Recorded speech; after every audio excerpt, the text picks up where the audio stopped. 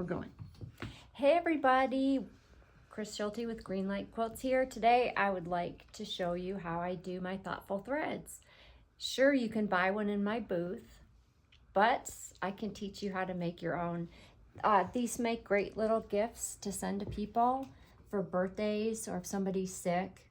I call them thoughtful threads, but the idea is you send it to somebody you love and they can put it in their purse or their pocket.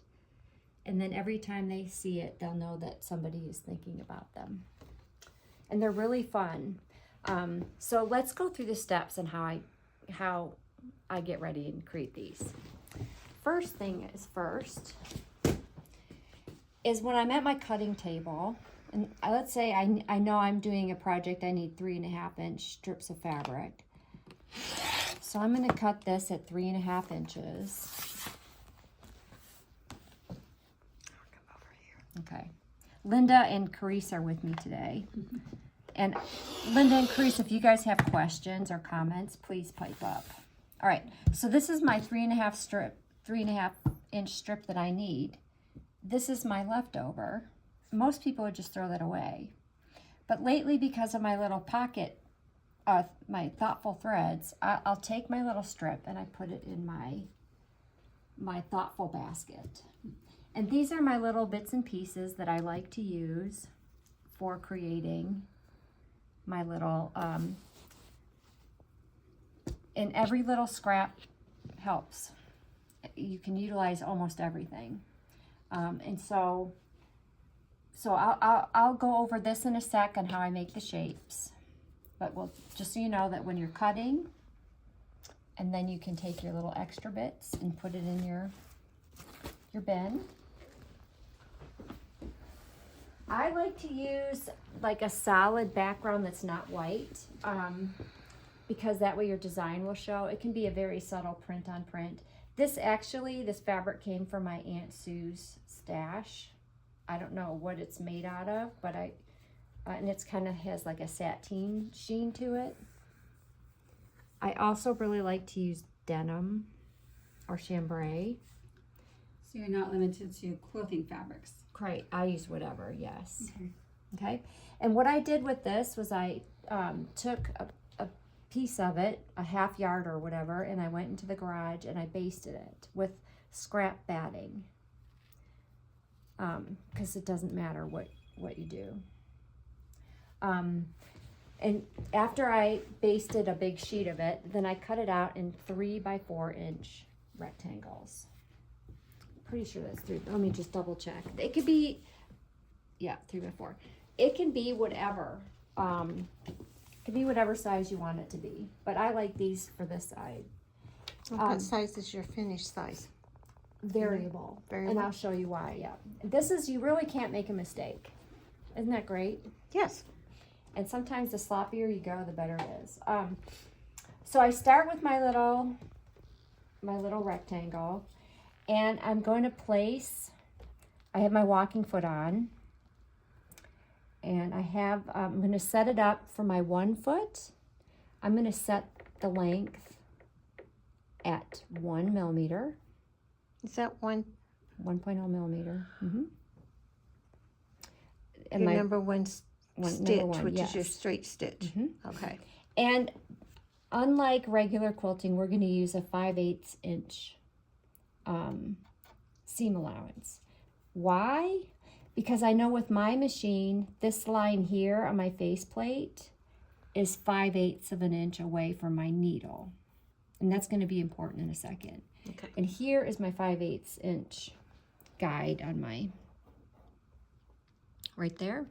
And see right here is the 5/8 line. Okay. And these are very helpful tools. If you don't have a Bernina, I suggest that you check your machine and figure out where. But this is like, I've learned how to make your leading stitch and ending stitch invisible, which is really nice. Magic. So I'm going to start kind of in the middle. I'm not going to start at a corner. Lining up my little here, and I'm going to take probably 3 or 4 little locking stitches. I'm going to reverse and end up where I started. And now I'm going to select on the Bernina, it's the number 6 stitch, which is a triple stitch, or I lovingly call it the cha-cha-cha. So your machine's going to go cha-cha-cha. And what that does is it drives right over your locking stitches. And so I'm going to come and do cha-cha-cha. And I think I have one more cha-cha-cha. And there I am at my 5/8, this end of the... And so I'm going to lift up my presser foot and turn it. And I don't like these little extra threads everywhere. So I'm just going to cha-cha-cha. And I'm going to come up here, getting close. I'm going to take one more. Okay, notice how it's just a shy bit away from the 5/8 inch. And so I'm going to line this up so that my edge is just a shy short of the 5/8. It doesn't matter if it's exactly 5/8, it just matters that it's straight. I've tried drawing a line to follow, and this is actually just a lot easier to do it this way. Looks more organic as well. Mm-hmm. And you're letting your machine do the work. You're not holding it because you don't want to distort the cha-cha-cha. I mean, who messes with the cha-cha-cha, right? But I'm just like guiding it. I'm just giving it a little bit of a nudge. Now this, coming up to this line, I know that that was the 5/8 inch because that's what I started. So I'm going to be a little more particular about making sure that this, and that's just right there on the line. So I'm not going to push the envelope with that. Okay, I'm going to turn it and go cha-cha-cha until I'm aiming for right here, my beginning stitch.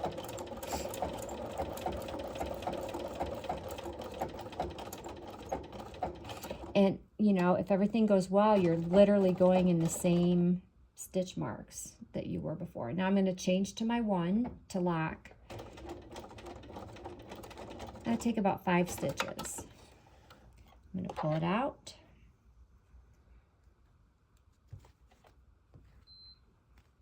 I used kind of a brighter thread on the bottom. Mm-hmm. That's fine. Yeah. Gives you variety. It does. But look, and other than my little beginning that I didn't trim all the way, let me snip it. All right, Linda, get up really close there. And you can't really tell where I started and ended. Right? Right. That's Magic. great. Okay, so this is my little frame that I'm going to use for when I free motion these guys down. And so I get a whole bunch of these guys ready because, you know, if you're like me and you're blessed with all these great friends, you're going to want to make, it's like potato chips. You can't just eat one. You've got to make a ton. And from my little, at this point I start thinking like, okay, what am I going to do? If you guys have an AccuQuilt cutter and you have the circle die, these are the small circles, and then I think these are 1 inch and 1/2 inch circles. They work great if you just run through a bunch. Did you put steam seam or anything on these? I did not. You could, if you really want to, if you're really going to stuff this thing back and forth, but we're going to quilt the devil out of it, so Okay. it should stay down. Okay. And you know what? If it falls apart, you'll just make another one. Sure. Another important thing when you're creating these shapes, so here's another one I have kind of generically. As we affectionately call them here at Greenlight Quilts, the carrot cake scissors are fabulous, especially if you get the ones with the dark blades. Mm-hmm. These are serrated, and you have a lot of control when, okay, so let's say I want this to be my vase, and if you're visual, really and truly, this is not, you don't need a template or anything. You can just roughly, generically draw a shape. I sometimes like to draw a shape. And because we're quilting the devil out of this, it really doesn't matter. So let's just say I do that. And actually, because I like to do things a little more efficiently, and I only have one layer of fabric here, I'm gonna use, what is all over my hands? I have no idea. So anyway, I'm gonna layer that 4, and I'll just put this on top. And so now I've cut out 5 at a time because we like to be efficient.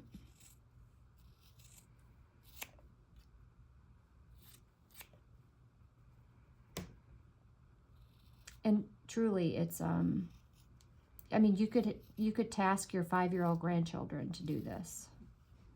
I mean, it might be really kind of interesting what you come up with, but kids are smarter than us anyway. Okay, so really generic little shapes. And then if you want the little water effect, I just cut it how deep I want the water. I love this fabric. I got this at Children's Corner. That's pretty. I love it. And the vase, I like to choose like a white or a gray if I'm doing the water. And then all you do, and of course, if I were making these in mass, I would do several layers at the same time.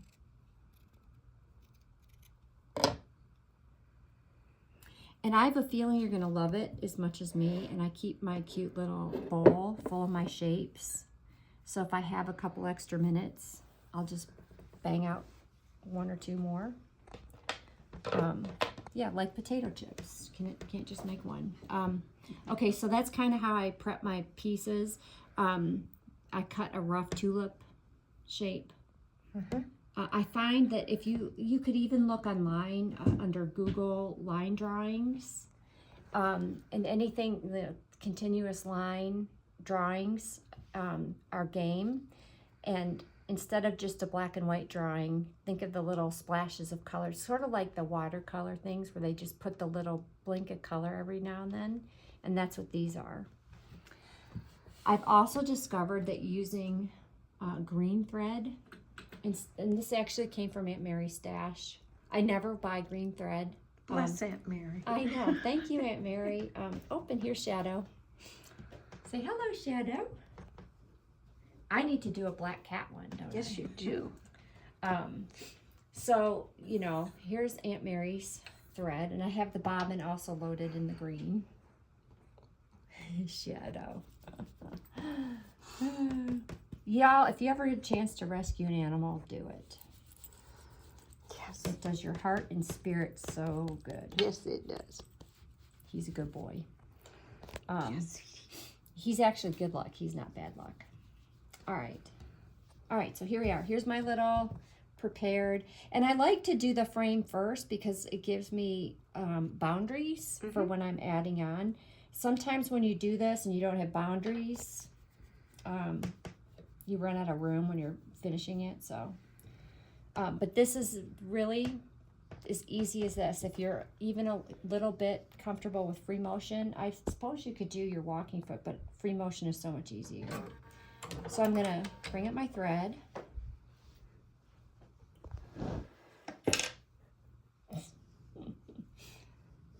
Pervision. Okay, I'm gonna take my locking stitches, and I'm just kind of going close to the edge.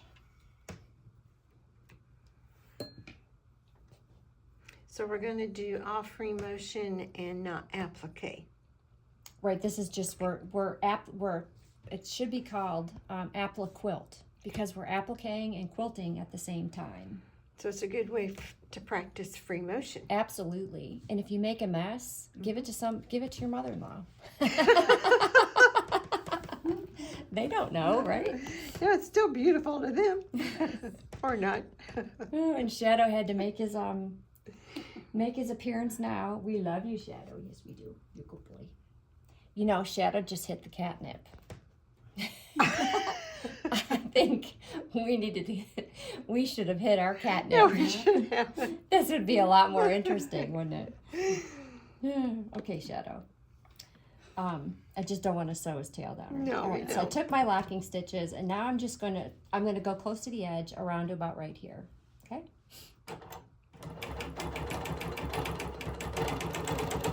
And if you wanted to quilt inside here, you could do that too. Maybe there's a initial, a small word you'd like to put in there. It'd be really small. Exactly, but like faith or hope or well or whatever, or Joy.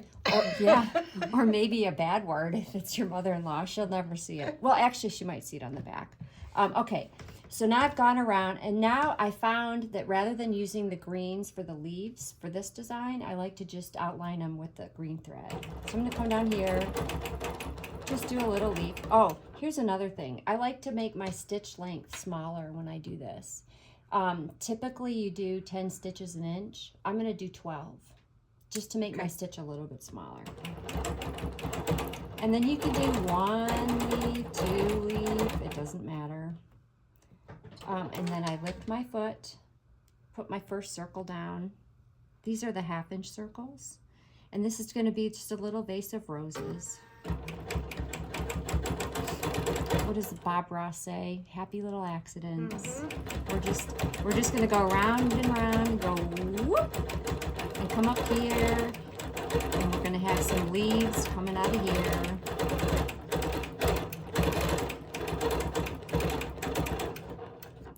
And then I'll stick my next one. I love ginghams, by the way. If you can find good ginghams, get them, because they make everything look so cute. Actually, if you ever come to my booth, I do sell ginghams. Just a little FYI. Round and around we go. And then I'm going to come over here. And just to make it look a little interesting, I try to make one side a little bit taller than the other. And then we're going to add the little small one here. Round it off. Now, if you have trouble with like keeping it stuck down, you could put a little glue on the back. But see, I'm going around and around, and I might miss it and I might not. And I'm going to come down here and finish our little bouquet. And then come take my locking stitches. And that's it. See how easy that was? It's cute. Isn't it it? didn't take Oops. long. No, I just actually just trimmed my... we're almost done. Just grab these scissors. These archaic, ancient, these could be like, instead of pulling your fingernails out, you could just cut with these because they're kind of torturous. But these were from Aunt Sue, and these work the best. But I'm just going to eyeball it with pinking shears. Does Karen K. Buckley have pinking shears? I've got to look that up. I don't know. Well, I'm looking it up, because if she does, I'm buying them. Because I really like her serrated. I like her everything. Yeah. So now if you didn't have a lovely cue for doing it like this, you would use your walking Domestic. foot? No, I would use my domestic machine and fruits. Okay. Drop the feed dogs Okay. and go to town. And there you go. And Oh, then pretty. one final thing, just keep looking at the beauty. I'll show you another one too. But here's another thing you could do. If you get these permanent fabric markers, these, don't use a Sharpie because Sharpies bleed, but these are specific for fabric. What kind of note do we want to put on the back? How about...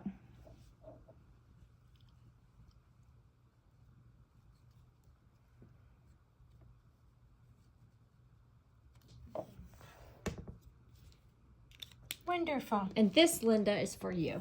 Oh, thank you, Chris. So you can put that right into your pocket and pull it out, and every time you do, know that you have a friend. I will, because if I forget who gave it to me, all I have to do is turn it over. Listen, you can say a lot about you, but not sharp is not one of them. You're smart as a whip. For all my friends out there that don't know Linda, Linda and I bonded over thread. Remember that, Linda? Oh, many years ago, yes. Yep. Linda was getting to the point where she couldn't see the thread. but I could. And we were stocking it at the Bernina store, and we talked about the loss of our mothers and got teary-eyed over it. But literally ever since that day, she's been like my sister from another mister. Yes, we are. And we have gone through some mighty stuff. Many challenges. We're still laughing. But Linda was an engineer. And just think of it. When did you graduate From college? Not until 1983, because Okay, so- I actually finished college after I had started working. Okay, so 1983 people, engineering, a woman at a plant, an auto plant. You want to talk about a badass in such a beautiful little package. And thank you. She told those people what to do. But anyway, yeah, just part of the people who love to quilt are the badasses. Excuse my French, but you know, Linda's just one of them. All right, so here I have my simple, very precisely cut out tulip. Notice how great those are cut, but Yes. it doesn't matter. And I'm going to do this guy with a little bit of water at the bottom. You don't have to, but it's kind of cute. So I'm going to start here, kind of at the water. Pull up my thread. This is really easy. Take my locking stitches.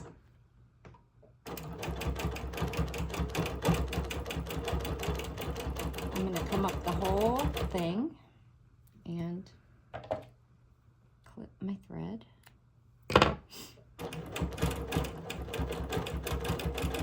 Okay, now we get the top of the water. All right, it's kind of like when you can see through a vase. There's my stem. And I like to hit the top first, so I'm just gonna. Now you could get fancy, you know how they do the little things coming out. Do whatever you like.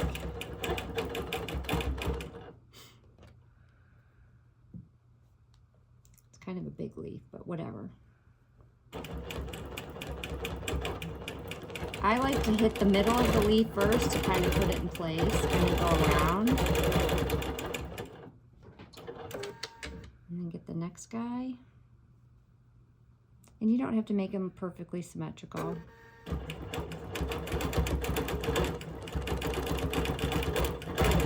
See, and I missed that corner a little, so I'm just go around it again. And I like my stem to be kind of defined, so go back and forth a few times. Lock my stitches.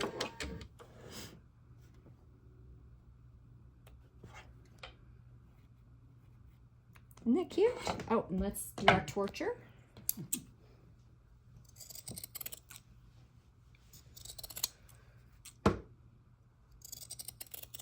Yeah. You don't need those exercise balls with these. No, it's for body strength.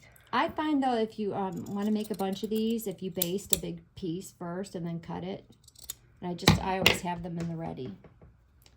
And then we'll say,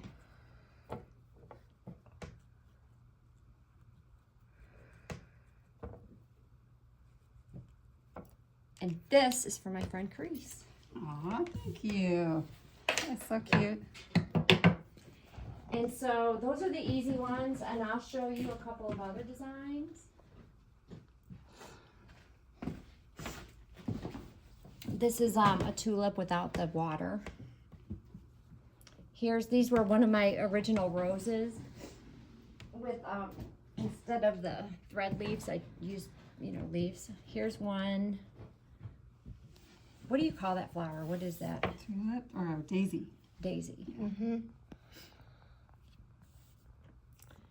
And there's another one. I've done beehives. You could do something like birds. I mean, it's endless. How cute. Mm-hmm.